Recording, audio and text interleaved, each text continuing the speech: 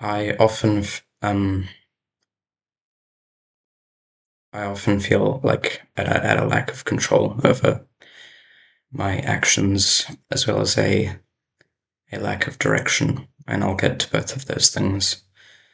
Um, I think, I think I figured it out, but and only, only how to control my actions and how to actually improve in something. Um, Associations, schemas. It's talked a lot about in, I think, just psychology normally. Um, but I have an interest in lucid dreaming, and so even though I've never studied psychology, I learned about schemas. Basically, one of the what thought mechanisms is it? Um, Basically, information is often it's just stored as a bunch of links and associations from separate things and observations and thoughts and whatnot. Um, it's a little it's not difficult to explain really. This is a walnut. Um, in my head, when I think of the word walnut, those first of all, those are sounds that are coming out of my mouth. Walnut. So in my brain, I have that mouth movement, and I link that mouth movement to the sound that I hear. So I know that that movement in my mouth is the same, and my throat is the same as the sound that comes out of somebody else's mouth when they say the word walnut. It's also, uh, I also think about the spelling of the word. I also think about Walnuss, the German version of the word, because I'm learning German. I think about this shape, the nut with the shell. I think about the flavor of the walnut. I think about it without the shell. I think about, now that I'm thinking about the flavor and the look of an open walnut, I think of Afghan cookies or cuisine that has walnuts in it. Basically, all this information is connected. All of it is, I have this whole idea of a walnut based on all these random individual pieces of information that are just linked together. And the more you use these connections, the more you think about them, the stronger they get. That has a whole lot of stuff that you can use to your advantage in terms of lucid dreaming. I I've people I used a bunch of useless techniques that I'm just like doing actions that I think are gonna make me lucid dream, but that's not the point of it. Lucid dreaming, you pretty much only need to improve two things. You need to make an association to realize that you are dreaming, make an association that it's a dream with something that normally happens in a dream, which they talk about all the time and I completely disregard. Uh, Write a dream journal for some time, find out what things are common in your dreams. For me, I'm always in a place that I've never been in real life.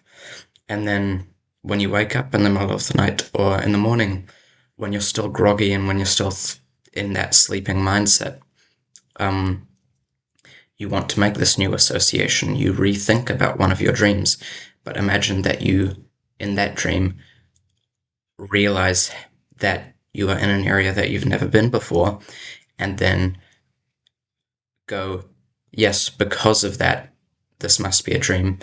And then you have just started to make a link between being in an unfamiliar place and checking if you're in a dream. And then if you continue this practice, eventually it gets to the point where whenever you think about being in an unfamiliar place, you will also think about dreaming, and then in your dreams you will become lucid. So with enough practice, I can do that, and I can give myself as many lucid dreams as I wish. Um, but you can go a lot further, and you can do whatever you want to do. I realize now positive association is so insanely important, right? So I struggle with, I guess, addiction, scrolling on my phone for one, um, and the good why part of the reason phones are so addictive is because the action of clicking on whatever app you enjoy clicking on also links to the insane amount of dopamine and interesting content that you find on that app. And you pretty much just have this cycle that strengthens the bond between feeling good and scrolling. And every time you tell yourself to stop, and then you give up and go back to it because you have the association of positive emotion, you also gain a new association of giving up on avoiding that. So trying to escape that addiction can end up creating this whole negative cycle of not being able to, because every time you try, you end up failing and you think so strongly about that failure that you assume that you will always fail. And I constantly hear this stuff about, oh, you should love yourself, love what you do, even though there are bad parts. And I used to hate that, and I still sort of do, because I don't love, I do love myself as a person, but I don't love when I do an action that I don't want to do. But I see the point now is instead of building that association of being upset every time you give back into an addiction, you should build a positive association for all of the time you aren't following that. Every second you aren't giving into the addiction, you should tell yourself, this is amazing, and this is proof that I can spend time without the thing that's holding me back. Listen to music, things that really make you feel good, and then if you stop focusing on that negative association with failure and you start giving yourself joy and appreciating the moments where you aren't failing and you aren't doing what you're trying to avoid, then you build the association in the direction you want it to be built in, and then you stop. You stop. You change. It's training a dog, pretty much. If you give a dog a treat every time he does something good, he's gonna do that good thing. And if you give yourself positive feedback, if you listen to music, I'm using that as an example because I love music. I love music so much. But find things that are productive but enjoyable, and then use those as link builders, and also pay attention to when you aren't failing, not when you do relapse or whatever.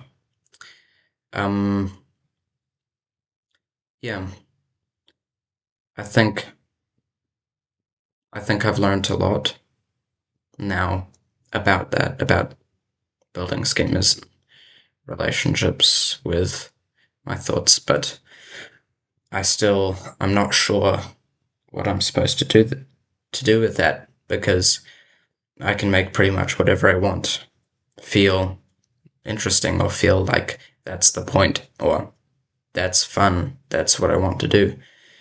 But then if I have that choice, that, like, does it matter what I do with my life if I can make all of it feel like it's something I want to do?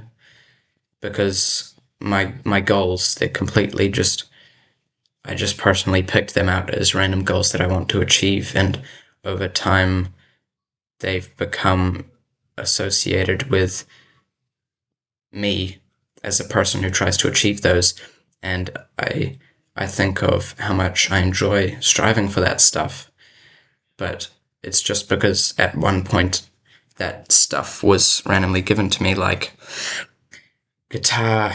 My friend played guitar, and so then I started learning guitar, and because as music I got that positive association with guitar, and so now I want to learn guitar, but for what?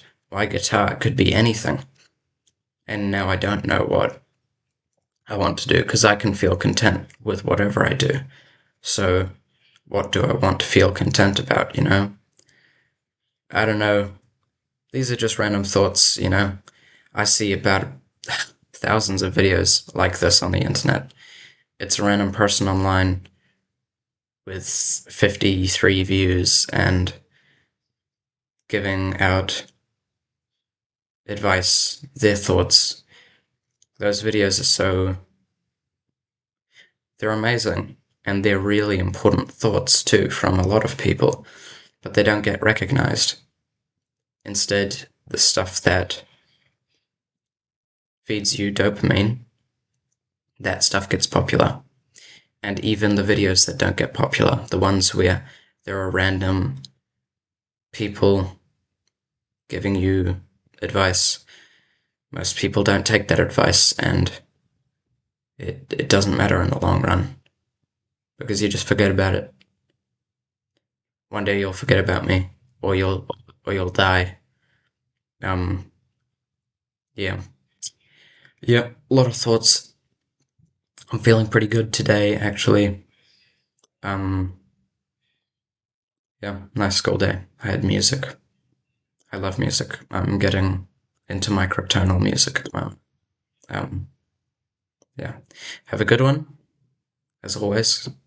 Um, stay, I make one every day, so come back when you're ready. Bye.